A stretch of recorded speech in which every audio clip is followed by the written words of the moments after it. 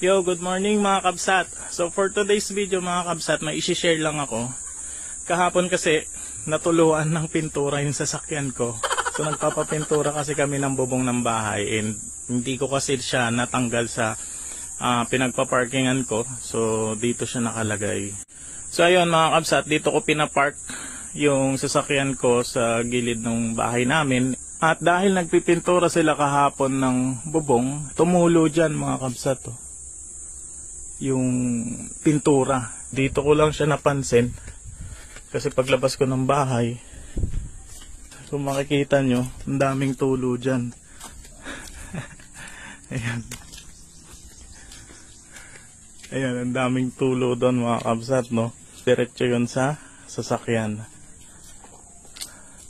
So, nung pag-check ko mga kabsat, eto na nga. Ayan, no? So, ang daming tulo ng pintura.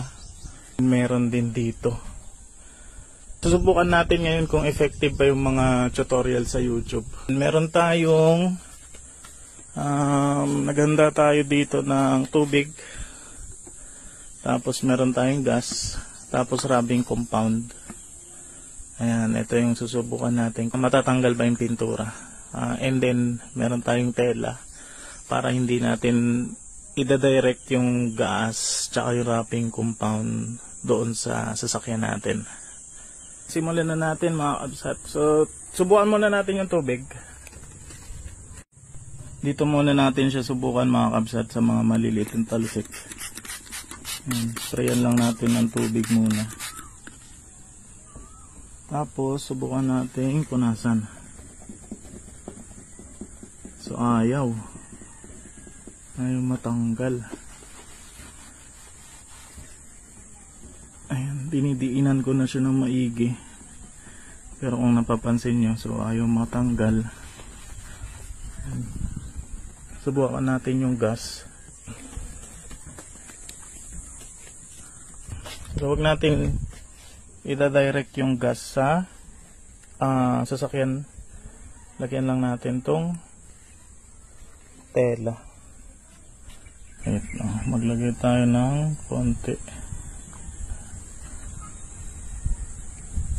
Ayan, okay na siguro yan. Tapos subukan natin ipunas dito. Ayun, kita nyo mga kabsat. So natatanggal siya. Ayan o. Ayan. Ayun. Ayan ang gas. Kaso medyo kailangan mo siyang diinan.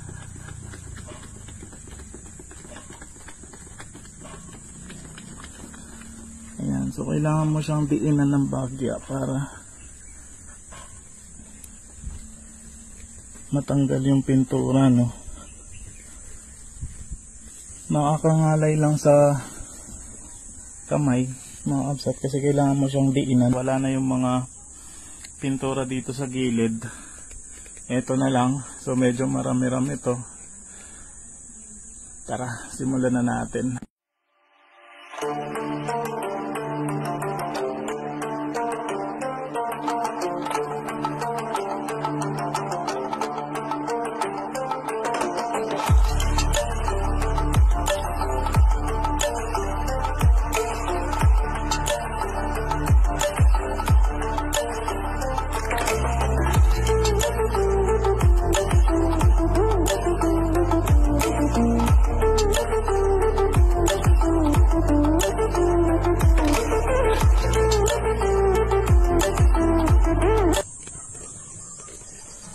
Ito mga nasa windshield mga kabsat, madali siyang tanggalin. Ayan, natatanggal na siya agad. Ayan. Pero itong mga nasa goma kasi ito yung matigas na goma, medyo mahirap siya. Oh, makapit.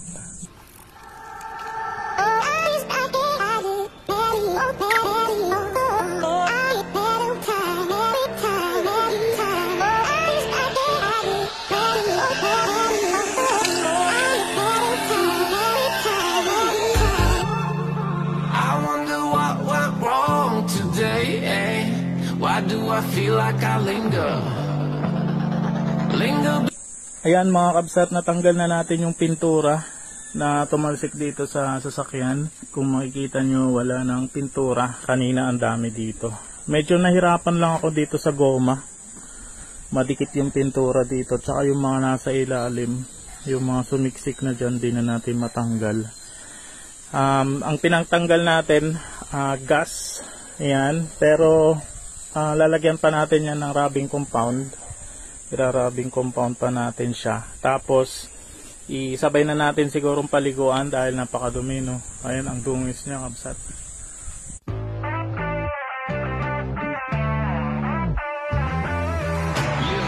Ooh, you wanna come and get me, kick me down and make me hurt myself. Oh no, you will never forget me. I'm imprinted on your heart. I swear, at times you make me angry, but I know that it could always be worse, be worse, be worse. Baby, baby, now I'm trying to forget you. Baby, I know everything that was about you. Now I'm joking, I'm looking for the bathroom. Tapos na natin siyang paliguan mga kabsat, at ipapakita ko muna yung itsura niya kanina, no? Bago natin siya linisan. So ito, kung makikita nyo dyan, ang daming pintura na tumulo sa kanya mga kabsat. So nilinisan natin siya kanina, at ito na yung kinalabasan niya mga kabsat. Ayan na siya mga kabsat. Wala na siyang mga pintura. Dito kanina ang dami. Ito lang, dito lang tayo nahirapan sa goma. Medyo madikit siya dito, tapos yung mga nasiksik doon sa ilalim. Pero yung iba, nawala na siya mga kabsat. Pati yung nandito sa windshield natin. And ayun, kinis na siya uli. All goods na yung sasakyan natin mga kabsat. So please like this video and share mo na rin, and of course follow mo na din ako. Ayun lang, bye bye mga kabsat.